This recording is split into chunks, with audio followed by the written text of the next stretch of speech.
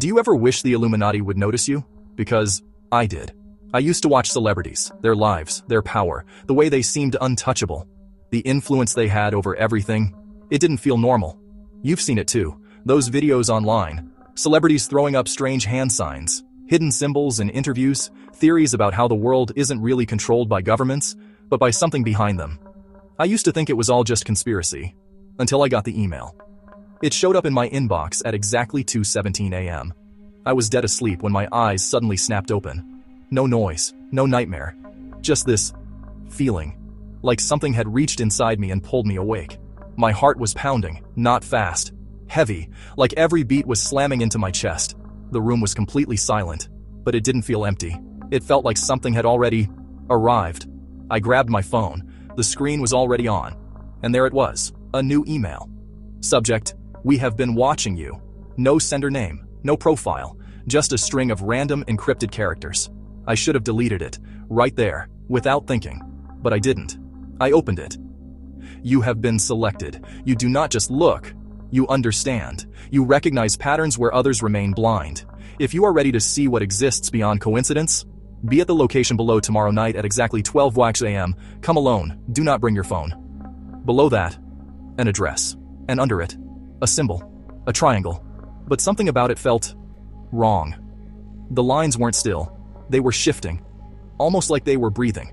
My hands went cold. I locked my phone immediately. But that night, I didn't sleep again. Every time I closed my eyes, I saw that triangle. And inside it, there was something. Not fully visible, but definitely there. Watching. The next day I tried to ignore it. Tried to convince myself it was just some kind of prank. Spam. But the thought wouldn't go away. What if it wasn't? By 11:40 p.m., I was already driving there. Just check it out, I told myself. I'll leave if anything feels off. But deep down, I already knew. I wasn't going to leave. The place was far outside the city. An old industrial building, no lights, no sound, no movement. The moment I stepped out, something felt wrong. A pressure built in my chest. My heart wasn't racing. It was pounding, like it was trying to break out of me. The air felt heavy, thick, like I wasn't supposed to be breathing it. In front of me stood a massive metal gate, and above it, that same triangle. My hands were shaking. "This is a mistake," I whispered. And then, the gate opened, on its own, no sound, no mechanism. It just opened. My feet moved before I could stop them. The second I stepped inside, a low humming filled my ears, deep, vibrating, like some massive machine running far away. Except, it wasn't outside, it was inside my head. The hallway stretched endlessly in front of me, concrete walls, covered in symbols. Some looked familiar, triangles with eyes, circular patterns, strange sequences of numbers, but others I had never seen before, and looking at them made something in me uneasy, like my brain didn't want to process them, like they weren't meant to be understood. Every step I took, my heartbeat grew heavier, louder, more painful, like it was about to burst. At the end of the hallway, a door, slightly open, light spilling through. I stopped, for a few seconds, then I pushed it open. Inside, 13 people stood in a perfect circle, all dressed in black, all facing the center, where there was nothing, or maybe something I couldn't see. The moment I stepped in, every single one of them turned toward me at the exact same time.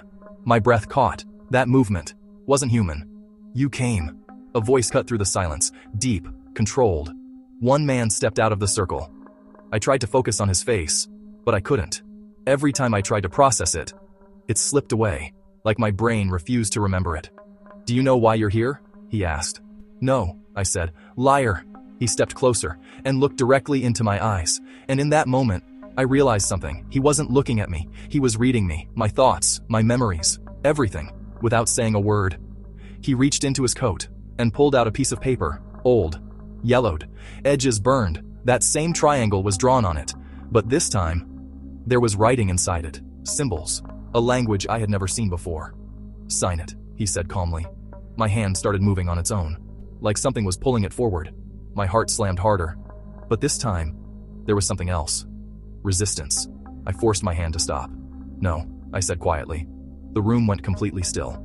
The 13 figures froze, like time itself had paused. The man leaned in closer. "You don't understand," he whispered. "Maybe not," I said, "but I'm not signing that."